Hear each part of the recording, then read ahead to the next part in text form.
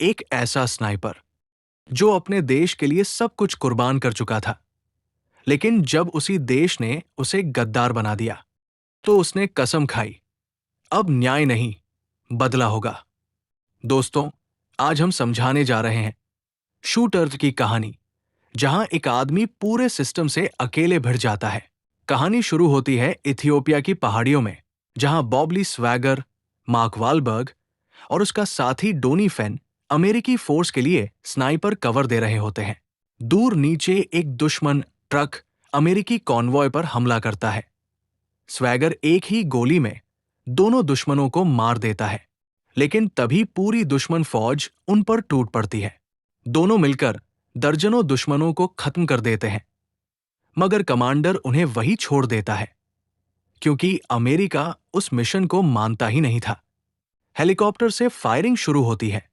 Donny मारा जाता है और गुस्से में स्वैगर 50 कैल स्नाइपर से हेलीकॉप्टर उड़ा देता है।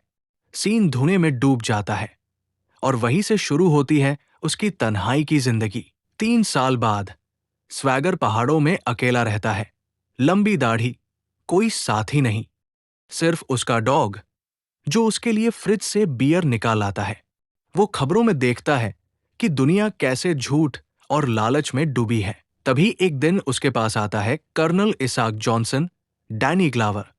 वो कहता है कि राष्ट्रपति पर हमला होने वाला है और सिर्फ स्वैगर ही ऐसा शॉट पकड़ सकता है। पहले तो स्वैगर मना कर देता है, पर देशभक्ति और अंदर की जिम्मेदारी उसे फिर खींच लाती है। स्वैगर 3 शहरों में जाकर स्नाइपर लोकेशन चेक करता है और बताता है कि हमला फिलाडेल्फिया में होगा। वो तैयारी करता है, अपने हथियार सेट करता है और मिशन डे आता है।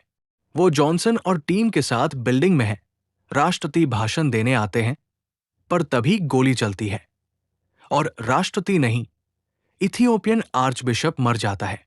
तभी टीम का एक आदमी ऑफिसर टिमन्स स्वैगर को गोली मार देता है। सब कुछ उल्टा पड़ता। स्वैगर खिड़की से नीचे गिरता है, कांच टूटता है, वो घायल होकर भाग निकलता है। अब टीवी चैनलों पर खबर चलती है, पूर्व सैनिक बॉब ली स्वैगर ने राष्ट्रपति की हत्या की कोशिश। खून से लथपथ स्वैगर किसी तरह बच निकलता है। वो एफबीआई एजेंट निक मेम्फिस से टकराता है, उसे गिराकर भाग निकलता है। पुलिस पीछा करती है, गोलियां बरसती हैं और वो नदी में कूद जाता है। सारे देश में अब स्नाइपर किलर की तलाश शुरू हो जाती है, लेकिन वो जिंदा है और सच्चाई खोजने निकल पड़ा है। स्वैगर पहुंचता है अपने मरे हुए दोस्त डॉनी की पत्नी सारा के पास। वो हैरान होती है, लेकिन उसकी मदद करती है। सारा उसके घावों का इलाज करती है और उसे छिपा देती है। वो बताती है कि मीडिया कह रही है, स्वैगर ने अपने कुत्ते को मारा और राष्ट्रपति पर हमला किया। ये सुनकर स्वैगर की आंखों में सिर्फ एक चीज बचती है, बदला। उधर एफबीआई एजेंट मेम्फिस को शक होता है कि मामला कुछ और है। वो देखता है कि बैलिस्टिक रिपोर्ट सिर्फ 10 मिनट में आ गई। असंभव। और जिसने स्वैगर को गोली मारी, ऑफिसर टिमन्स, उसे भी किसी लुटेरे ने मार दिया। यानी सबूत मिटाए जा रहे हैं। मेम्फिस अब यकीन करता है स्वैगर निर्दोष है। मेम्फिस को अगवा कर लिया जाता है, लेकिन स्वैगर समय पर पहुंचकर सबको मार देता है और उसे बचा लेता है। अब दोनों एक साथ मिलकर प्लान बनाते हैं। वे एक पुराने स्नाइपर एक्सपर्ट से मिलते हैं, जो बताता है कि ये सब कर्नल जॉनसन और सीनेटर मीचम का खेल है। उन्होंने आर्क बिशप को इसलिए मारा क्योंकि वो अमेरिकी तेल साजिश का सच उजागर करने वाला था। स्वैगर और मेम्फिस हथियार बनाते हैं, नेपाम, पाइप बम, स्नाइपर और गैस बम। वे माइकल सैंडोर के ठिकाने पहुंचते हैं, जो सब कुछ जानता है। सैंडोर बताता है कि ये वही ऑपरेशन था जहां स्वैगर और डॉनी ने अनजाने में निर्दोषों को मरते देखा था। वो खुदकुशी कर लेता है और तभी सैनिकों का हमला होता है। स्वैगर और मेम्फिस मिलकर पूरा बेस उड़ा देते हैं। गोलियां, धमाके और एक हेलीकॉप्टर फिर से धुएं में उड़ जाता है। अब साफ है, जॉनसन और मीचम ही असली गुनहगार हैं। जॉनसन सारा को किडनैप कर लेता है। बर्फ से ढके पहाड़ों में आखिरी भिड़ंत होती है। दूर पहाड़ियों पर स्वैगर और मेम्फिस अपनी पोजीशन लेते हैं। जॉनसन के स्नाइपरों को एक एक कर हेडशॉट से गिराया जाता है।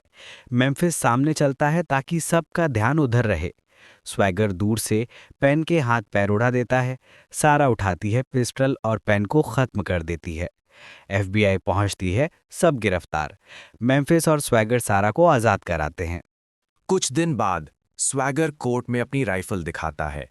वो बताता है कि उसने फायरिंग पिन निकाल दिया था, मतलब उसकी बंदूक से गोली चल ही नहीं सकती थी। वो निर्दोष साबित हो जाता है। लेकिन कानून से जॉनसन और मीचम फिर बच निकलते हैं। रात में पहाड़ों पर उनका केबिन अचानक धमाके में उड़ जाता है। स्वैगर ने फिर न्याय किया। कैमरा दूर जाता है। सारा और स्वैगर गाड़ी में निकलते हैं। पीछे जलती हुई केबिन और आवाज गूंजती है।